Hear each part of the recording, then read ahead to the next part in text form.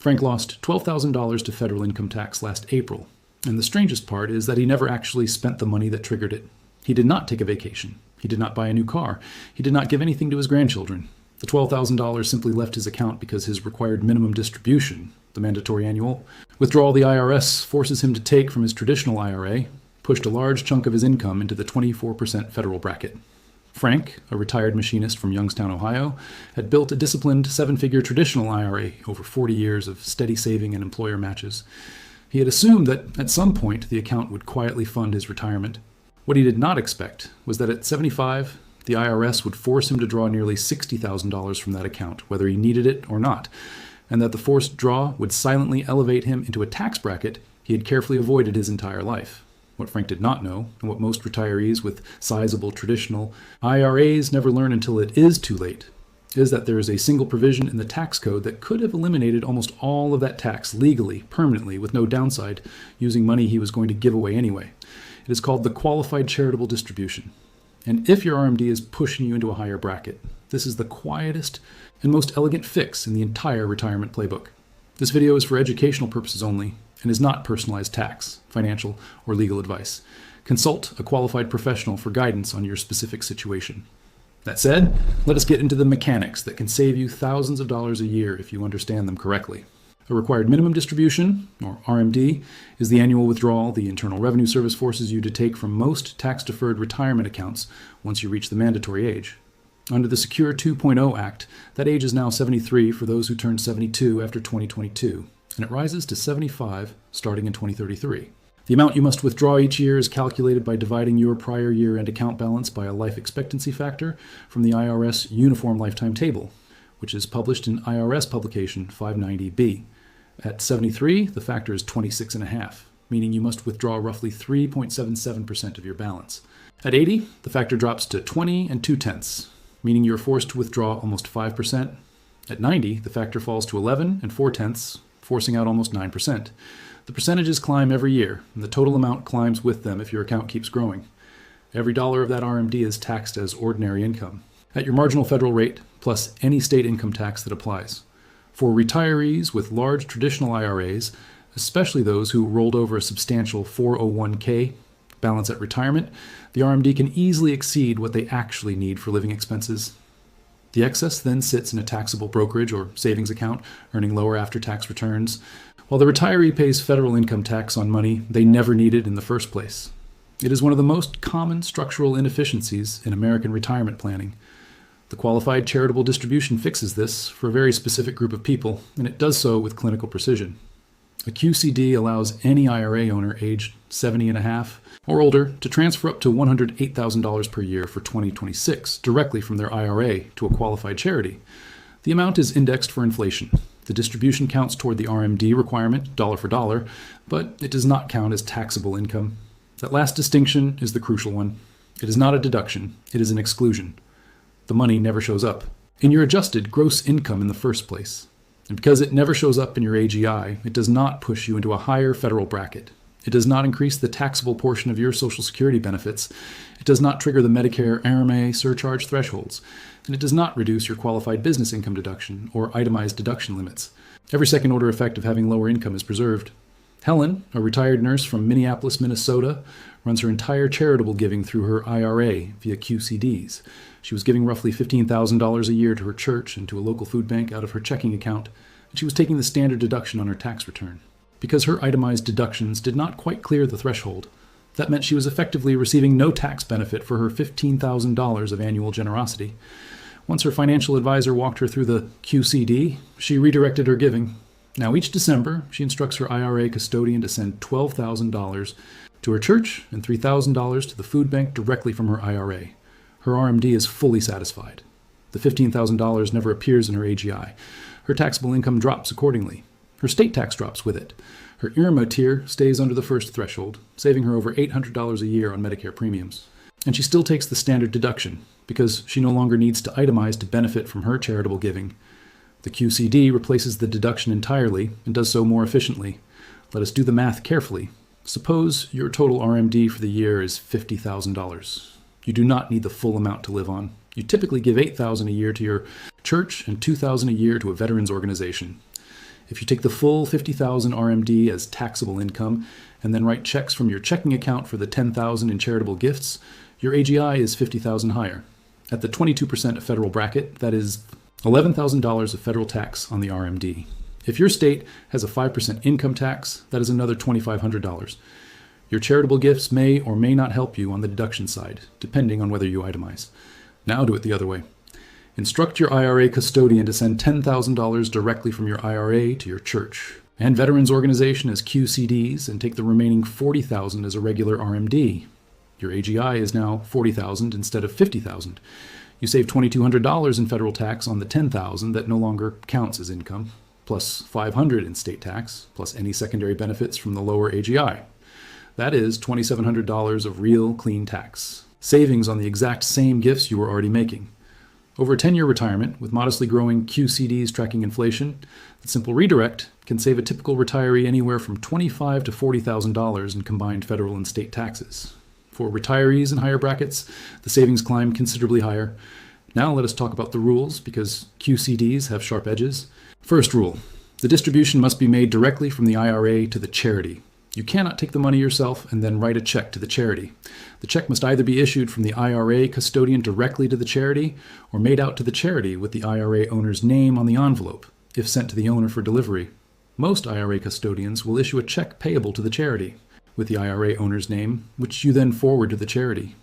If you take possession of the funds as a cash distribution first, the QCD is disqualified and the distribution becomes fully taxable.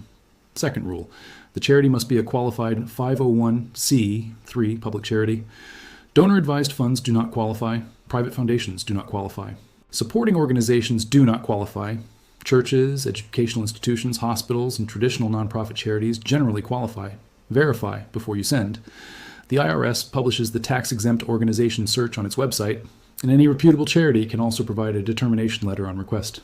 Third rule, you must be at least 70 and a half years old on the date the distribution is made, not the end of the tax year.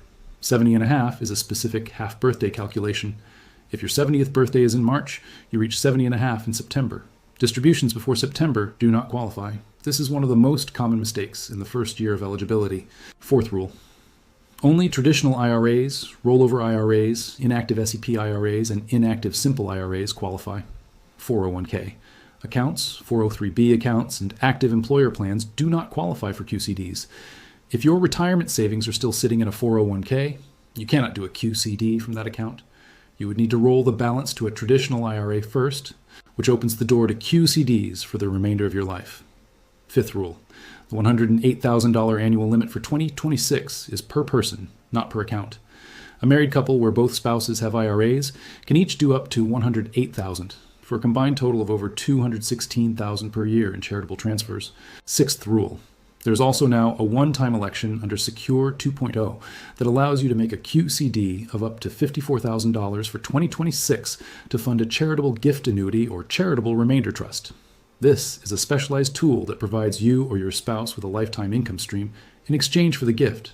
It is worth understanding if you are interested in generating guaranteed income while achieving the same RMD offset, although it involves legal and structural complexity that requires professional guidance. Now the reporting mechanics, because this is where most retirees and even some tax preparers get tripped up. At the end of the year, your IRA custodian will issue a Form 1099-R showing the total amount distributed from your IRA, including the QCD. The 1099-R does not separately identify the QCD portion. It shows the full gross distribution on line 1 and typically uses distribution code 7, which is a normal distribution. It is your responsibility, or your tax preparer's responsibility, to report the QCD correctly on your 1040. Specifically, the full gross distribution goes on line 4A of Form 1040, but only the non-QCD portion goes on line 4B as taxable. In the margin next to line 4B, you or your preparer must write the letters QCD. If you file electronically, the software should have a QCD field or a checkbox that generates the QCD notation automatically.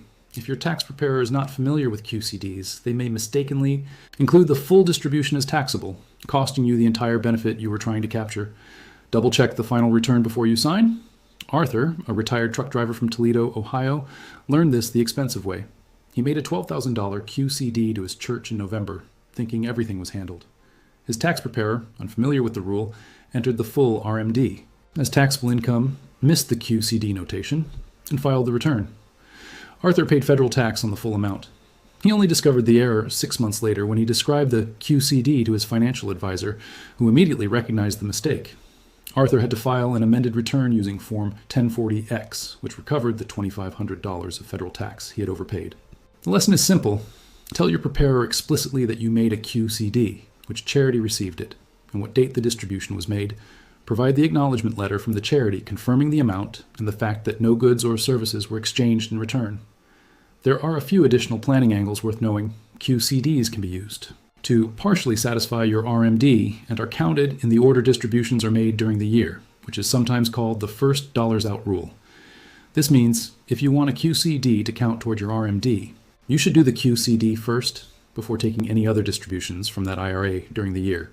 If you take a regular distribution in January and then do a QCD in October, the January distribution is already counted toward your RMD, and the QCD provides tax benefit but does not reduce the prior taxable amount. Sequence matters. Another angle. The QCD directly reduces your taxable income without reducing your RMD fulfillment. This means QCDs are particularly valuable for retirees who are close to RMA thresholds, close to the Social Security taxability cliff, or close to higher federal brackets.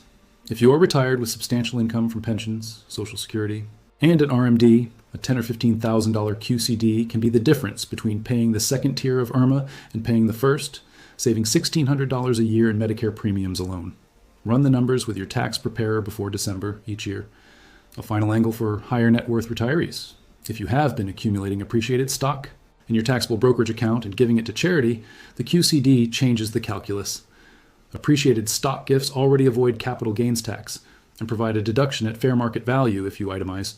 But if your RMD is large, the QCD offers a better deal because it reduces AGI, which has compounding effects on tax and Medicare. Many higher net worth retirees find that shifting charitable gifting from appreciated stock to QCDs, and instead using the taxable account for other purposes like gifting to children or funding a donor-advised fund with a big contribution in an itemizing year, produces the best overall result.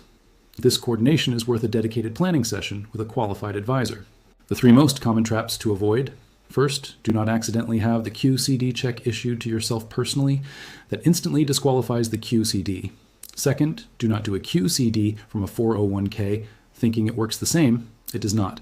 Third, do not forget to notify your tax preparer and make sure the 1040 shows the QCD notation correctly. A QCD that is not properly reported becomes a regular taxable distribution plus a separately claimed charitable deduction, which is a much less favorable outcome and may not even help you if you take the standard deduction. The quiet beauty of the QCD is that it rewards the retiree who is already generous, already charitable, already giving each year.